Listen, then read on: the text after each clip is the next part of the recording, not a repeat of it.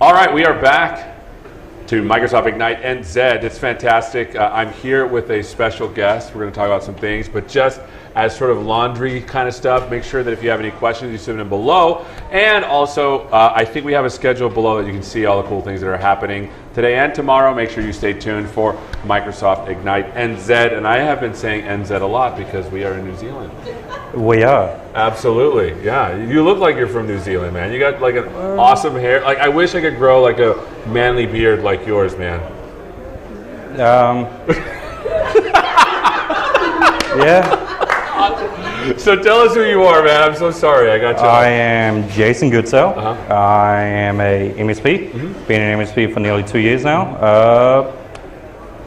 So what does an MSP do? So why don't you first tell us like what an MSP does, and then we'll talk about how you got into it. Well, here in New Zealand, we do things a little bit more differently. So we've got a program called the Microsoft Student Accelerator program. So throughout the year, we get students signing up at the beginning of the year, and then we hold workshops and stuff like that. Then at the end of the year, we place them with our partners. So they work in groups of 3 as interns for a particular company that signs up. And, so Microsoft Student Accelerator is a place where sort of everyone, is that what you called it? Yeah. Do they pick people, or how does that work? So what we do is we train them and then we assess them. And then based on the assessment, we place them to teams of 3 with other students also doing the program. They're on the same sort of skill level. And then we give them a list of all the employers that are taking part in the program, which has like the brief description of the project that they'll be working on, so they can decide based on the projects that the companies are offering which companies they want to work with. And then we have a speed dating session where students come in and the employers come in and they kind of sell themselves to the employers, like, hey, I'm Jason and I've done this, I've done that, blah blah blah. And then the employers pick students, and then we match based on the students' preferences and the employers' preferences. And how early does this happen in like the university career? It's open to everyone. So first year, second year, third year, it doesn't matter. That's amazing. And so what you're saying is that as a student, like the first year, you're like, I'm interested in computer science, I'm majoring in computer science. You could join this Microsoft Student Accelerator and actually see what it is that you would actually be doing. Yeah, and the great thing is by the time you graduate, you can keep coming along like every year, year after year. We've got a few students who actually do that. By the time you graduate, you actually have work experience in the field that you're studying, which is far more valuable than having it on your CV. I worked at McDonald's during my holidays, you know what I mean? Yeah, we should write this down and do this in the United States, because this is amazing. Is this a program that Microsoft puts on here in New Zealand especially? Yeah, it started by the MSPs a couple of years ago, and Microsoft fully supports us. And yeah, that's what we do as MSPs, is we run the program. Okay, so MSA, Microsoft Student Accelerator, is different than MSP, Microsoft Student Partner. Yes. So what's the difference? So the MSPs, we put on the events and we like come up with the content, we help students, we put on workshops. The students are the ones that actually like sit through the courses and they like do the program. Sure. Yeah. So how does someone become part of the Microsoft Student Partner Program? So they have to do MSA 1, because if you become an MSP, that's what you'll be running. And it's just like we get good feedback from the students who've done it the previous years. So each year we're improving the program, making it better for the next lot of students to come in. So first, yeah, they have to do MSA. I think that's primarily the main focus, and their attitude and like the reason why they want to be in MSP. And is this something that the MSPs they run, and they're like, oh, there's a new MSP that's coming up, and there's an application, and how does that work? Yeah, so they apply msa.ms/MSP, I think is the link. They send in, I think, a CV or something like that. They have to have done MSA, so we already know if they applied, they've done MSA. And then, yeah, we kind of go through a process where we filter through and we get them to come in for interviews and see how they work with all the other MSPs, see if they butt heads, because we are a pretty close-knit community. Of course, you have to. Yeah, we're pretty much like family. Yeah. So everyone has to work with each other. Yeah, that's it. So why don't you tell us about sort of the process that you went through from selecting uni and selecting sort of the courses you wanted to take, or like you want to do computer science, and then walk us through how you went through MSA and then became an MSP, so someone can get a sense for how it works. Well, I've always been like interested in computing, right? It was kind of like pushed onto me by my parents. They're like, you know, you should probably go to uni. What are you going to do like when you finish school? I'm like, no, I don't know. I was never really like that, like committed. And then, yeah, my parents kind of forced me into it. Went to uni, went to like saw a whole bunch of like what's called announcements, like Microsoft's holding an event, whatever. So I started going on to these, events, and then I didn't even say the very first year that they did it. Got placed with VTNZ, which is a company down in Wellington. They do like warranty fitness on vehicles and car maintenance and stuff like that. Then the second year I did MSA again, and there was an announcement saying like, hey guys, do you want to become an MSP? At first I didn't think like I would actually get it. Yeah. So like the deadline was December 16th at like 11:59 at night. I sent him an email at like 11:58 saying like, hey, I'm keen. Yeah. Now I got an email a couple of days later saying like, hey, well, you know, we know about you and blah blah blah, and we decided to give you a pass, and yeah, and ever since I've been an MSP. That's awesome. And so what's it been like being how long have you been an MSP? Nearly 2 years. So what is it like? So you mentioned kind of the stuff that you do, but let's just say a day in the life of an MSP. What would that be like? Ooh, it really depends on the roles. Sure. Because yeah, we're kind of. What kind of roles do you have then? Well, I don't know. This is a lot of stuff, right? Yeah, I mean, so when we got a workshop coming up, we all kind of take charge. So we delegate roles. So say inside a workshop, we got phase 2 coming up soon, phase 2 of our program. So we decide the content we're going to teach, and then we delegate. We say like, this piece of content, you're in charge of it. You have to, you know, come up with the documentation and actually build it, and you do the slides and all that. That's every single MSP. But as like, you know, the years go on, like, you know, we're not doing workshops every single week. Right. So kind of like the administration like side of things, they kind of kick in. So like when we get students on the Facebook group, we've got a pretty big Facebook group. When they come along asking questions about like, you know, my code doesn't work, or, you know, something happened, you know, like I'm getting this error, then I kind of step in and I can take over that and answer. But yeah, we kind of like fall into these roles, and that was, yeah. So tell me what got you interested in sort of computer science, and then we'll talk a little bit about some of the technology that you like that Microsoft makes that you've used a lot. So let's talk about the first computer science.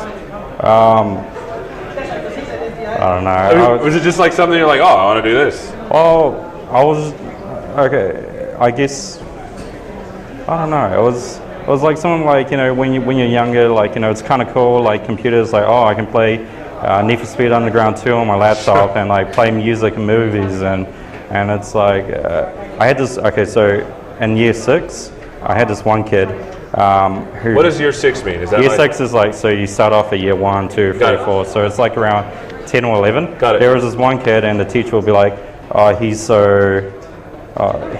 an expert with computers, and he's just like, he just knows how to use Word, and I'm sitting there thinking like, you know, that doesn't make you an expert. Right. You know, what's cool is that the guys who actually create the code, and so like from there I've kind of been like inspired to actually build like the stuff that makes people's lives a little bit more easier. Awesome. So tell us a little bit about the Microsoft technologies that you're most excited about. Azure, for one.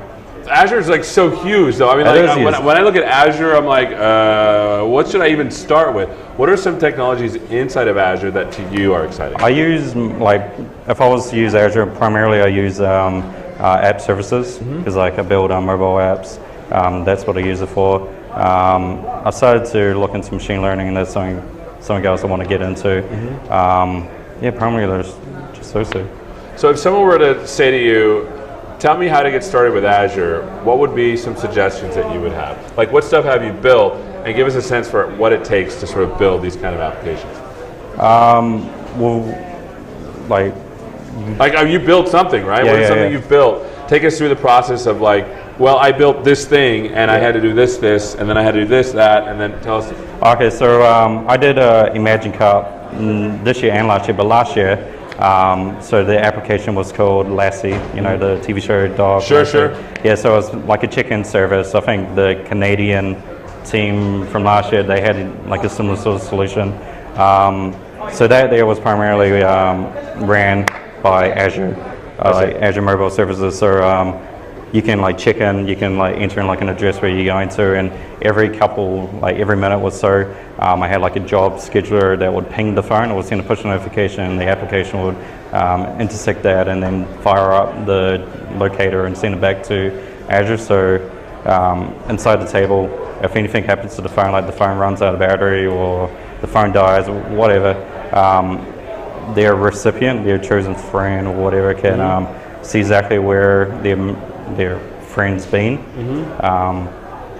Yeah. So what was it written in? What technologies did you use? I want you to like be specific. Like, so a programmer is thinking, oh, I want to build something similar to this. Here's how I can do it. Well, so when I'm doing anything in Azure, I primarily use Node.js just because I can do it directly in the browser. Sure. Yeah. So what do you like about Node.js? Primarily that I can just fire up any browser and just start typing, especially in the new portal of Visual Studio Online. That's fully integrated, right? You got the console, you got the command line, you can easily add your packages and all that. Like it just seems so much more easier. Right. I don't know. Yeah, that's my personal like why I use Node.js. So if you were going to go into a particular part of development, because unless you're not, if you're going to development, what is it that you want to do? Like, what is your perfect job in development? Ooh, I don't know. Like, do you want to do web stuff? Are you excited to do like back-end programming? Do you want to do gaming? I mean, so many things. I don't know. I guess like mobile apps, back-end stuff as well. You know, just full stack development. So when you're doing mobile apps, what are you writing them in? Are you doing like Xamarin? Or are you doing? Depends on the project. So where I work, we're like a business solutions company. So companies come to us and we build in products. There's this one project I'm working on right now, which is a Xamarin project. But primarily, I prefer going native. Right. So. Are you writing in Swift or Objective-C? No, I don't really do much iOS development, but if I did, it would have been Objective-C, just because I haven't done it in so long, so I haven't actually dived into Swift yet. But primarily just because I haven't had a project that came out that I needed to do anything in iOS. So if there was a project to come up, what would be a project that for you would be like super exciting? I want to work on this. Ooh, I don't know. Yeah, I mean it's got to be something, man. What gets you excited about programming? Just the latest and greatest. Recently, I built a HoloLens app for a university project. Okay. That was pretty exciting. That was pretty fun. Never done anything with the HoloLens before. Never used Unity. That was a new experience. I just like new experiences. Got it. Yeah. You were telling me a little bit about some project that you were going to work on with machine learning. Why don't you tell us about that? All right. So in a couple of weeks, we've got like a developer day coming up in Auckland. The MSPs will be put into teams of 3, and we're competing with each other using services found in Azure. I see. My team, we're doing something with machine learning. We haven't decided yet because we haven't gotten like the actual the data we need yet, so we don't know what's possible, like what we can use the data and do with it. But once what we're hoping to do is detect like crime data. So it's we're planning on building an app which helps home buyers decide which area to move into. I see. So so based on previous crime data. I don't know. And where do you get this data from? Statistics NZ. I see. So it's like a government-run thing where it's all freely available, and I can go to it and download CSVs and Got it. So what advice do you have for students that are wanting to get involved with these kinds of programs? Like the MSP program? MSP, MSA, the stuff that you're doing, like the workshops, etc. Right, well, so if you want to do workshops, you have to become an MSP. If you want to become an MSP, you have to do MSA, which is a year-long program. So if you want to do MSA, it's msa.ms just msa.ms.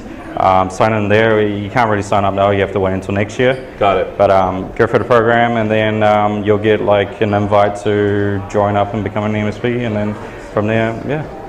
So I've never been to New Zealand before. This is my first time. For those that have never been to New Zealand, what are some of your favorite things in New Zealand that you think everyone should do straight away? Like they land and you should totally do this thing. Check for Wi-Fi. Check for Wi-Fi, number one. What else? Like what do you do here for fun? What do? I go to work and then jump in bed when I get home. This guy is awesome. I don't know. People like to go down to Hobbiton. Where we went there. It was nice. What in there? Have you been to Hobbiton? No. Because you look like you could have been in the movie, man. Like if you had, you know what I'm saying? I mean, I wish I could look as cool as you. It's just I got this face. This is what I got. Your face is alright. It's alright. I mean, he says it's alright. My mom said, you know, when I came out, she's like, it's alright. It's okay. I mean, I've made other children that are better looking, but you're okay. So what else? What do people do in New Zealand? I mean, what is the funnest thing you've ever done here that you can't do anywhere else? I don't know. Dude, you're killing me. I live here. I don't do the touristy stuff. Oh, you know? I see. Yeah, I go to school. I got my home. I got work. I got my bed. I got internet. That's all I need. Did you say beer or bed? Bed. Okay. So I mean, that's all. I'm a simple guy, and that's all I need. Internet, bed. Like this is my new favorite person in all of New Zealand. Like, is our bag big enough to fit him in over there? Can you give me a nod? Yeah, you could definitely fit in our bag. You were actually in the U.S. a couple of weeks ago, right? Yeah, for the MSP Summit. What's that about? And we'll finish with this. Okay, so we were selected, like we're in APAC, so each country they kind of nominate an MSP, and then APAC decides which MSP gets to go to the summit, and I was selected and got to go to the summit. What's the MSP Summit? It's like MSPs get together, like go to work and then go to bed, or what's it do? What do they do? So it's 4 days, I think it is. We go to Redmond, we go to the campus. They have workshops. I did a workshop. Apologies for those that went to it. It was pretty good. Oh well, you're nice. I liked it. Good. I liked it. Yeah. Just workshops. I don't know. Hanging out with MSPs. Well, so what are the MSPs like from other countries? Are they the same, different? They're all awesome. Like, I still keep in touch with them. They're, I don't know. I don't think they're just great people. It's, like as soon as you met them, it's like I don't know how to explain it. It's like, you know them, like they're old friends, and you're like, hey, like, I've never met you before, but I feel like, we've got a connection.